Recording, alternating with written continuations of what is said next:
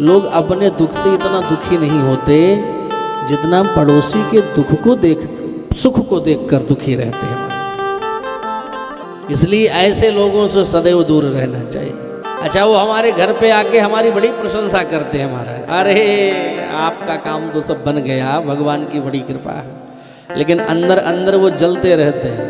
अच्छा, इतनी गर्मी भयंकर पड़ रही है, एक तो जलन है ही है, और फिर भी हम सोचते हैं एक दूसरे को देख करके जो जलन होती है, ये डबल डबल जलन लोग कैसे सहन कर पाते हैं?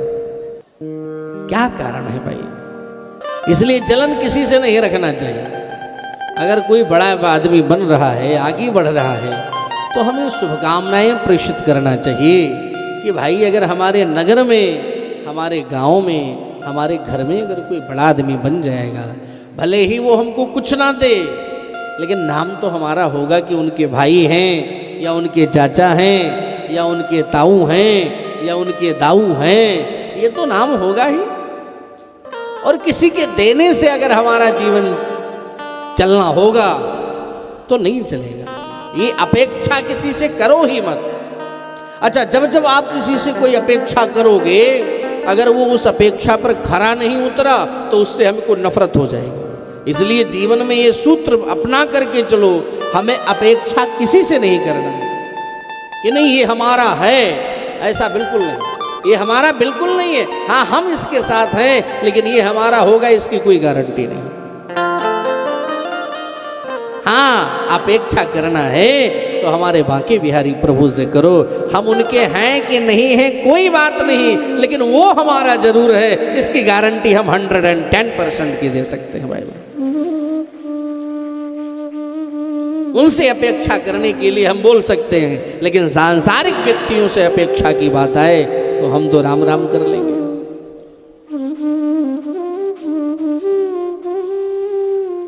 क्योंकि उनका कोई भरोसा नहीं।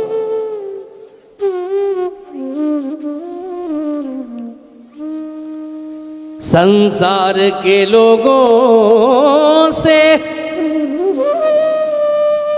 आशा न किया करना, जब कोई न हो अपना, सिया राम कहा करना।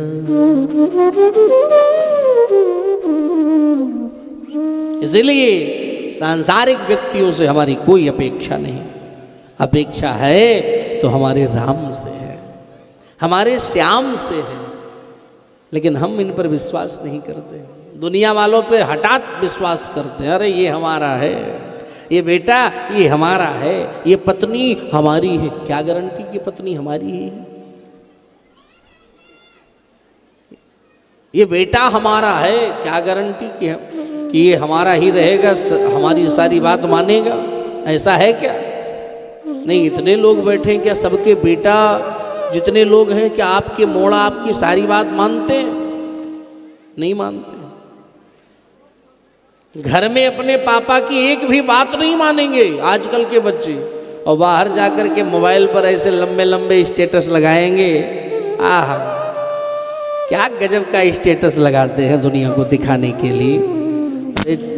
चुल्लू भर पानी में डूब मरो, स्टेटस लगाने से क्रेडिट नहीं बढ़ता है, उस कार्य को करने से तुम्हारा सर ऊंचा होता है। मेरे भाई बहन, पापा को बहुत मानते हैं हम, पर पापा की एक नहीं मानते।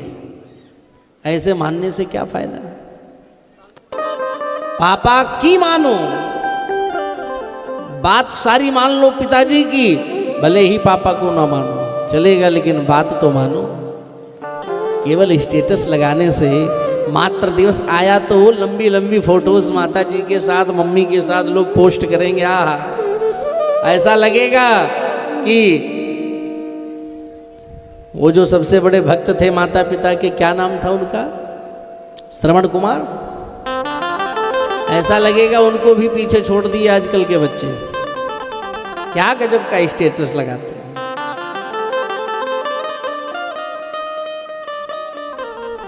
तो कहने का अभिप्राय हमारा यही है, ऐसा हमें नहीं करना चाहिए। कोई जीवन में बढ़ रहा है कैसा भी है, उसको देख करके हमें जलना नहीं चाहिए, बस उसके लिए प्रार्थना करना चाहिए कि भगवान इसको आज ये बहुत अच्छा है, ऐसे ही इसकी सद्विचार, सद्बुद्धि और सद्विवेक इसको प्रदान करते रहना, ताकि इसकी बुद्धि कभी कुबुद्धि में ना परिवर्तित हो जाए।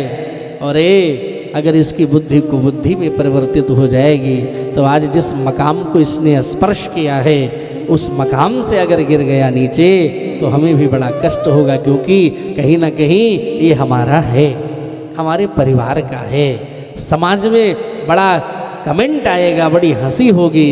इसलिए हे प्रभु इसकी बुद्धि को अच्छा रखना, कुबुद्धि में परिवर्तित ना हो, यही प्रार्थना ईश्वर से करना, ना कि उससे जलन कर बैठो, अरे तो महाबेकार आदमी क्यों बढ़ रहा है। तो जब भी हमारे जीवन में दुख आए तो याद करने, दुख में तड़पो मती,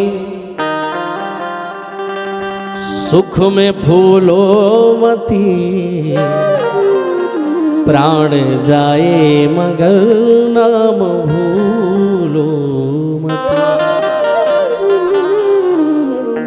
जब हमारे जीवन में दुख आए ना, कटीली नगर की मेरी मैया जरा गौर करना, जब जीवन में दुख आए तो ये समझ लेना कि हमारे जीवन का पाप हमें छोड़ करके जा रहा है, और जब जीवन में सुख आ जाए ना तो ये समझ लेना कि हमारा पुण्य हमें छोड़ करके जा रहा है। ये मैं नहीं बोल रहा हूं, नारद भक्ति सूत्र में देवर्षि नारद जी निवेदन कर रहे हैं।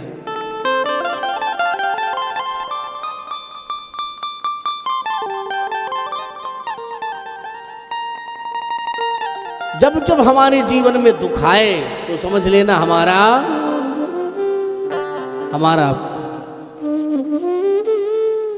पाप हमें छोड़ करके जा रहा है, और जब जीवन में सुख आ जाए तो समझ लेना पुण्य छोड़ करके जा रहा है। ये नारद भक्ति सूत्र में नारद जी कहते हैं कि दुखे सती पापम क्षीयते और सुखे सती पुण्यम क्षीयते।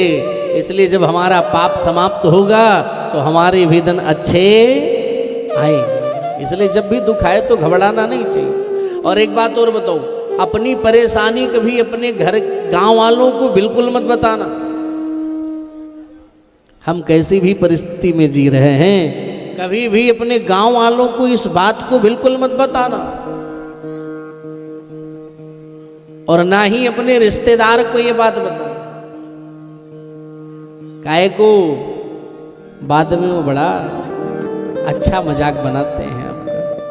तो जीवन में जब कोई दुख आए या तो अपने गुरु से बताओ अथवा भगवान के चरणों में उसको निवेदन कर दो, लेकिन दुनिया के सामने अपनी मुस्कुराहट को कभी कम मत हो देने देना मेरे भाई बहन।